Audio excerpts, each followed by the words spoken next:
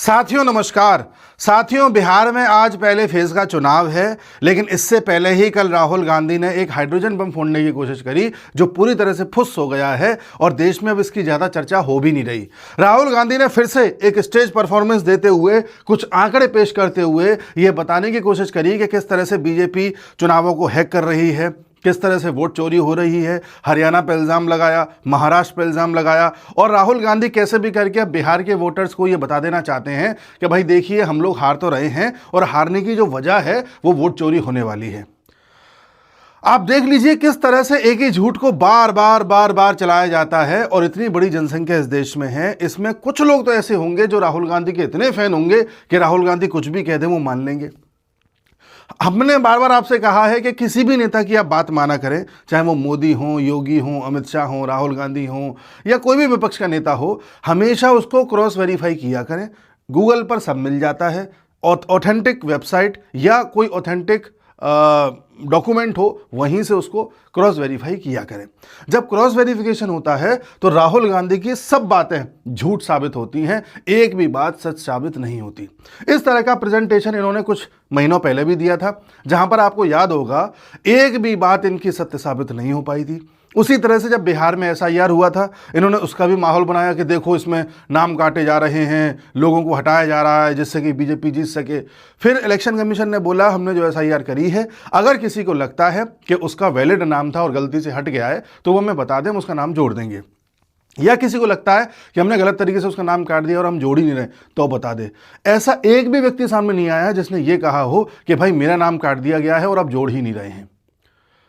लेकिन जबरदस्ती एक फेक अफवाह बनाई गई जिससे कि लोगों के दिमाग में डाउट क्रिएट हो सके। उसी प्रकार से इलेक्शन कमीशन ने पहले राहुल गांधी से बोला था कि आपको अगर कोई आपत्ति है और आपको लगता है कि कोई वोट चोरी हुई है या कुछ ऐसा है तो आप हमें एफिडेविट दे दीजिए, लिख करके हलफनामा दे दीजिए, हम उस पर काम करेंगे। ये वो भी नहीं दे पाए, कोर्ट को भी नहीं दे पाए, न ये कोर्ट में जा पा रहे हैं, न इलेक्शन कमीशन को कानूनी कागज पर लिख करके दे पा रहे हैं, केवल आकर के स्टेज परफॉर्मेंस करते हैं और चले जाते हैं। आप सभी लोग जो किसी भी पार्टी के समर्थक हों, वो एक बात बताइए कि अगर इनके दावों में सच्चाई है तो इन्हें इलेक्शन कमीशन को कानूनी कागज पर लिख के देना चाहिए। अगर इनकी बात में सच्चाई है और बीजेपी गड़बड़ कर रही है तो इन्हें कोर्ट में केस करना चाहिए या कोर्ट में बात करनी चाहिए। ये अभी तक कोर्ट में क्यों नहीं गए एक भी बार? इस पर आपको डाउट होना चाहिए। कारण क्या है कि अगर ये कोर्ट में हलफनामा दे देंगे, वहां पर भी अगर ये इस तरह से कानूनी कागज पर लिख करके दे देंगे या कोर्ट में केस कर देंगे तो कोर्ट क्रॉस वेरीफाई करेगी, वहां पर झूठ निकलेगा, उल्टा इनको सजा हो जाएगी। जी, कोर्ट में आप कुछ भी नहीं दे सकते, कुछ भी बात किसी पे कुछ भी कह दो ना। इसलिए ये इस तरह का ड्रामा करते हैं और उन लोगों को भड़काने का प्रयास करते हैं जो लोग उतने ज़्यादा समझदार नहीं हैं या जो लोग उतना ज़्यादा क्रॉस वेरिफिकेशन नहीं कर पाते हैं, जिनको ये लगता है हो राहुल गांधी ने कहा फिर तो कोई ना कोई बात होगी। जैसे हमारे देश में लंबे समय से एक माहौल बनाया गया कि साहब अडानी बुरा है, अडानी बुरा है, अडानी अडानी अडानी करते रहते हैं। तो कई लोग ऐसे हैं जिनको लगता है कि अडानी ने यार कुछ ना कुछ तो गड़बड़ करी होगी, जबकि कुछ नहीं करी, सब चीज़ बिल्कुल क्लियर है। अगर आप देखेंगे, जांच पड़ताल करेंगे तो आप पाएंगे कि चीज़ें किस तरह से हैं, लेकिन हवा बनाई जाती है। इसी तरह से पूरे देश को भड़काया जाता है। वो तो हमारा देश बड़ा है, विविधताएं हैं। सोचिए यही देश अगर छोटा होता, 1 करोड़ की जनसंख्या वाला कोई देश होता और इस तरह से कोई नेता आ जाता तो वहाँ तो विद्रोह हो जाता। किसी भी झूठी बात पे आप करा सकते हो। आप नेपाल में देखिए, बांग्लादेश में देखिए, इधर म्यांमार में देखिए, श्रीलंका में देखिए, मालदीव में, कहीं भी देख लीजिए। अगर कहीं भी किसी भी प्रकार का कोई विद्रोह होता है या अन्य देशों में देख लीजिए तो वो सभी देश ऐसे हैं जिनका साइज छोटा है। मैक्सिमम जनसंख्या वहाँ पर 5-10 करोड़ से ज़्यादा नहीं है। यही चीज राहुल गांधी चाहते हैं कि यहां हो जाए। अब कल जो राहुल गांधी ने हाइड्रोजन बम फोड़ा, इसमें ये कुछ नया लेकर के आए। 2-3 बातें इन्होंने कही हैं, मैं आपको बताता हूं। इनका कहना यह है कि एक ब्राजीलियन मॉडल है, इसका फोटो कई सारे वोटर आईडीज पर है, करीब 22 वोटर आईडीज पर इसका फोटो है। इन्होंने कहा 22 वोटर आईडीज ऐसी बनी हैं जो फेक इसके फोटो को इस्तेमाल करके बनाई गई और उनसे वोट डाला गया। अब एक बात बताइए, आप और हम सब वोट डालने जाते हैं। जब हम वोट डालने जाते हैं तो वोटर आईडी पे जो फोटो होता है उससे हमारे चेहरे का मिलान किया जाता है। तो पहली बात तो जो उन्होंने मिलान किया, क्या वो हो गया मिलान? दूसरी बात ये है कि अगर मिलान होता भी है उसके बाद अंगूठा छपवाया जाता है, यह साइन करवाया जाता है, लिस्ट में एक ही बार नाम होता है। ऐसा तो है नहीं कि आपने देखा होगा एक लिस्ट बनी रहती है, वहाँ साइन करना पड़ता है, और अगर साइन नहीं करे तो अंगूठा छापना होता है। तो वहाँ पर उस लिस्ट में एक ही बार आपका नाम होता है। ऐसा तो है नहीं कि बार बार आपका नाम होगा। उसके बाद जाकर के आप वोट डालते हो और आपको निशान लग जाता है, आपके उस पर इंक लग जाती है। अब ऐसा तो है नहीं कि उस इंक को आप तुरंत आकर के मिटा दो, तुरंत आप उसको कर लो। ये बात सही है, कुछ लोग इस चीज़ को करते हैं कि, लेकिन वो कभी भी एक ही जगह पर नहीं करते। कुछ लोग ऐसे हैं जिनके दो दो वोटर ID कार्ड थे, पहले की बात है ये। वो क्या करते थे, जैसे मान लो एक बड़े शहर में किसी एक क्षेत्र से पहले किसी एक क्षेत्र में रहते थे, वहाँ वोटर ID कार्ड बना हुआ था। फिर वो दूसरे क्षेत्र में शिफ्ट हो गए, वहाँ पर एक वोटर ID कार्ड उनका बन गया। तो पहला वाला भी रहता था, ये भी रहता था, तो वो इस क्षेत्र में भी जाके वोट दे आते थे, उस क्षेत्र में भी जाके दे आते थे, ऐसा कर देते थे। अब ये चीज़ें नहीं है पॉसिबल। तो इतनी ज़्यादा वेरिफिकेशन जहाँ होती हैं, वहाँ पर इनका कहना है कि एक फ़ोटो के ज़रिए 22 बार वोट डाला जा रहा है। कैसे हो जाएगा ये? और एक ही शहर में एक आदमी पहले इधर गया, फिर उधर गया, फिर इधर गया, फिर 22 बार वो वोट डाल भी आया। कैसे पॉसिबल है? और इंक बार बार साफ हो जा रही है, कोई इसको नहीं पकड़ पा रहा है। तो इस तरह की फर्जी बातें लेकर के आना और देश में एक हवा बनाना। अच्छा, कुछ ऐसा लाते हैं ये बिल्कुल अतरंगी सा, कि जो आदमी थोड़ा सा कंफ्यूज है या जो आदमी थोड़ा सा कंफर्म नहीं है चीज़ों को लेकर के, वो इनकी बातों में आ जाए और मान ले कि हाँ कुछ तो हुआ है। देखो एक अजीब सी फोटो लाएंगे, एक सनसनीखेज खुलासा, देखिए ये 22 बार इसका इस्तेमाल हुआ है, इस तरह से। तो ये इन्होंने प्रयास किया है। इस पे ही इन्होंने ये बोला कि देखिए पिछले साल हरियाणा का चुनाव हुआ था, हरियाणा के चुनाव में देखो मैं एक फुटेज दिखाता हूँ। उन्होंने एक फुटेज दिखाया, नायब सिंह सैनी जो हरियाणा के CM हैं, चुनाव के बाद बोल रहे थे किसी जगह पर कि उनसे ये पूछा गया था नायब सिंह सैनी से कि अगर आप हार गए या आपको लगता है कि आप पूर्ण बहुमत में नहीं है तो आप क्या करोगे। तो उन्होंने कहा हमारे पास पूरी जुगाड़ है, हम कोशिश करेंगे, सरकार बन जाएगी, इस तरह से उन्होंने बोला था। इन्होंने आधा वीडियो निकाला राहुल गांधी ने और दिखा रहे हैं कि देखो ये कह रहे हैं कि हमारे पास पूरी जुगाड़ है, हम सब ठीक कर लेंगे। यानी कि क्या कर लेंगे, ये वोट चोरी करके सेटिंग कर लेंगे। नायब सिंह सैनी का कहना यह था कि हमारे पास इतनी व्यवस्था है कि छोटे छोटे दलों से बात हो रखी है, अगर पूर्ण बहुमत में नहीं आए तो उनसे बातचीत करके सरकार बना लेंगे। अब ये यहाँ पर आ गए राहुल गांधी के दूसरों के आधे आधे वीडियो निकाल करके लोगों को गुमराह कर रहे हैं। हरियाणा के चुनाव में बीजेपी के टोटल वोट्स और कांग्रेस के टोटल वोट्स में सिर्फ 22,000 कुछ वोट्स का अंतर था, ऐसी बात सामने आती है। और कई सीट्स ऐसी हैं जब 32 वोटों से बीजेपी जीती है, जहां और कम वोटों से जीती है, बहुत कम मार्जिन से बीजेपी जीती है। तो आप ये बताइए, अगर किसी को वोट चोरी करनी होगी तो इतने कम मार्जिन से कोई क्यों जीतेगा? खैर, राहुल गांधी की तो बात होती रहेगी। आप अपने स्वास्थ्य के लिए सचेत हो जाइए, क्योंकि आजकल बड़े बड़े अस्पतालों में इलाज इतना महंगा हो गया है कि जरा सी बीमारी हो जाती है तो आदमी फाइनेंशियली टूट जाता है।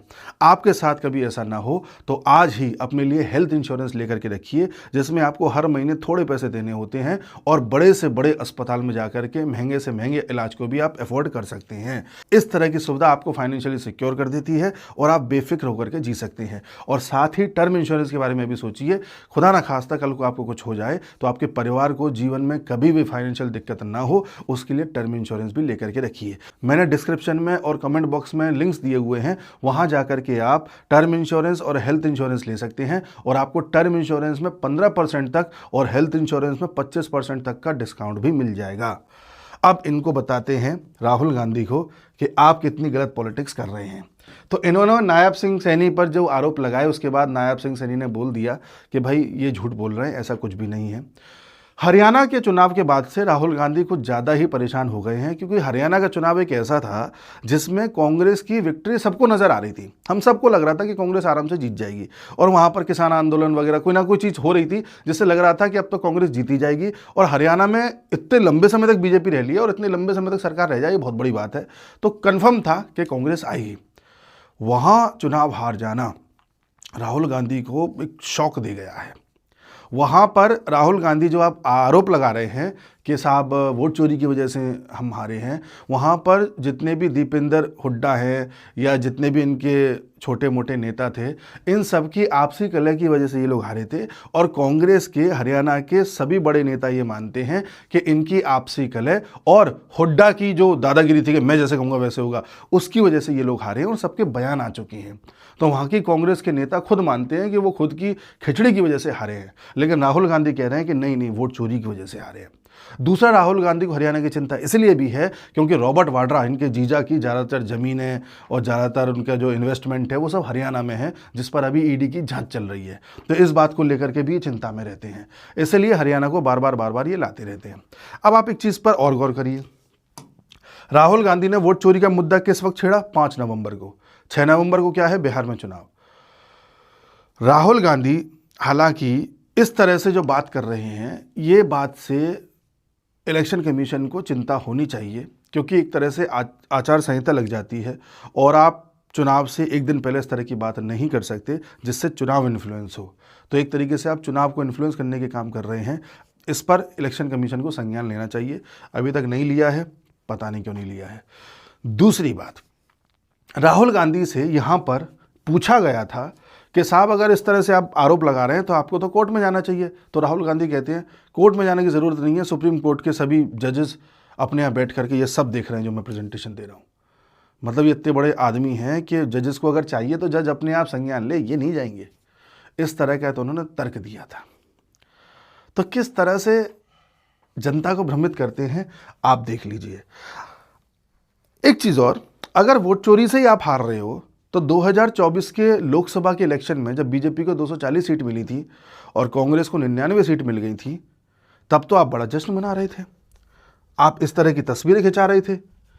ये 4 जून की तस्वीरें हैं पिछले साल की। तो उस समय आपको नहीं एहसास हो रहा था कि भाई कुछ गलत हो गया है? उस समय तो आप जीत महसूस कर रहे थे। यूपी में सपा को 37 सीटें मिल गई थी, सपा तो बहुत खुश थी। अगर बीजेपी को वोट चोरी करनी थी तो यूपी में वो इतनी सीटें कमा देती। जिस यूपी में वो कभी 73 सीटें ला रही है 80 में से, कभी 62 सीट्स ला रही है, तो सीधे वो 32 पे आ जाएगी। थोड़ा तो दिमाग लगाती ना बीजेपी के। यूपी में यार एक काम करते हैं, 62 से 32 पे आना ठीक नहीं है, 62 से 52 कर देते हैं, बाकी जगह सीटें कम कर लेते हैं। लेकिन नहीं, इनको आरोप लगाना है क्योंकि जो इनके समर्थक हैं वो उसी माइंडसेट के हैं, वो मान जाएंगे। राहुल गांधी एक और वजह से भी इस तरह की बातें करते हैं, क्योंकि राहुल गांधी को ये पता है कि जो इनका मुस्लिम वोट बैंक है उसको ये कैसे भी गुमराह करके आज तक अपने साथ रखते आए हैं। मतलब कांग्रेस पिछले 70 साल से मुसलमानों को अपने साथ रखते हुए आए हैं। वो बात अलग है, मुसलमानों का भला इन्होंने कुछ नहीं किया, मुसलमानों की स्थिति आज भी खराब है, लेकिन उनको डरा के कि अरे तुम खतरे में हो, और किसी ना किसी तरह से गुमराह करके वो अपने साथ रखते आए हैं। अब मुसलमान को कहीं एहसास ना हो जाए कि यार हमने गलत पार्टी पे दांव लगा रखा है, ये तो हारती रहती है बार बार, ये तो 100 से ज़्यादा चुनाव हार चुकी हैं, और मुसलमान बिदक ना जाए, तो उसको कोई तो ऐसी वजह दो जिससे वो हमसे चिपका रहे। तो ये जो बात है वोट चोरी की, ये एक वजह है जो मुसलमानों को दी जा रही है, जिससे मुसलमानों को इस बात की संतुष्टि हो जाए कि हमारा राहुल गांधी तो बहुत बढ़िया है, कांग्रेस तो बहुत बढ़िया है, वो तो बीजेपी वोट चोरी करके जीत रही है। और मुसलमान जनरली मैंने ऐसा देखा है, मेरे कमेंट बॉक्स में भी आते हैं, जो इस तरह के होते हैं कि वो कभी क्रॉस वेरिफिकेशन नहीं करते। उनको बस बोल दिया हाँ ठीक है, सही है, वो क्रॉस वेरिफिकेशन नहीं करते। कर लेंगे तो फिर बहुत कुछ पता चल जाएगा उन्हें, तो उनको कुछ भी पकड़ा दो वो पकड़ लेते हैं। अच्छा, पाकिस्तान का तो हाल और बुरा है। हमारे मुसलमान तो बहुत बढ़िया हैं, पाकिस्तान के तो और गड़बड़ हैं। वो तो आज भी ये कर रहे हैं 6-0, पता नहीं किस दुनिया में जी रहे हैं। आसिम मुनीर को बहुत बड़ी चीज़ मान रहे हैं वो, जबकि वो कुछ भी नहीं है। खैर, तो राहुल गांधी का मेन मकसद है मुसलमानों को इंटैक्ट रखना। अब धीरे धीरे राहुल गांधी SIR के बारे में और झूठ बोलेंगे। वोट चोरी तो है, SIR के बारे में बोलेंगे, क्योंकि बंगाल में SIR होगी, ममता बनर्जी उसके बारे में बोलेंगी, और जैसी SIR धीरे धीरे अन्य राज्यों में पहुंचेगी, राहुल गांधी और ज़्यादा उत्तेजित होते नजर आएंगे। राहुल गांधी ने 2 सेक्शंस को टारगेट और किया है पिछले 2-3 दिन में। उसमें से एक सेक्शन है हमारा फौज, आर्मी। इन्होंने कहा, राहुल गांधी ने, कि केवल 10% लोग ऐसे हैं, पॉपुलेशन ऐसी है जो आर्मी को कंट्रोल करती है। यानी कि ये बात कर रहे हैं जनरल कास्ट की। ये बात सही है कि आर्मी में कास्ट वाइज वो बना दी गई हैं बटालियंस वगैरह, लेकिन ये सब अंग्रेजों ने काम किया था। रेजिमेंट, आपने राजपूत रेजिमेंट, गोरखा रेजिमेंट इस तरह से सुना होगा। अंग्रेज लोग जानते थे कि इस देश को अगर बांट के रखना है, कभी एक नहीं होने देना है, तो जातियों में बांट के रखो। ठीक है, वो जातियों के हिसाब से रेजिमेंट चलती चली आई, लेकिन उन रेजिमेंट्स में आज जाति का सिर्फ नाम रह गया है। आप उन रेजिमेंट में देखोगे तो ऐसा नहीं है कि राजपूत रेजिमेंट है तो उसमें सिर्फ राजपूत हो, उसमें सब मिक्स हैं, राजपूत और कम होंगे उसमें। तो वो नाम बस रह गया है, बाकी मिक्सर हर जगह आपको मिलेगा। लेकिन राहुल गांधी आर्मी के दिमाग में ये फिट कर देना चाहते हैं कि भाई तुमको तो सिर्फ जनरल कास्ट के लोग ही चला रहे हैं, ताकि आर्मी में तो कुछ लोग भड़कें जो जनरल के ना हो कि अरे हाँ बात तो सही कह रहे हैं, क्योंकि इंसान वो भी है, क्या पता उसमें एक बड़ा सेक्शन भड़क जाए। ये प्रयास इनका है। किसको? आर्मी को। दूसरा, इन्होंने जेनजीज के बारे में भी कल बात करी। इन्होंने कहा कि जेनजीज को सोचना चाहिए, उनको सीरियसली लेना चाहिए कि उनके वोट के साथ क्या किया जा रहा है।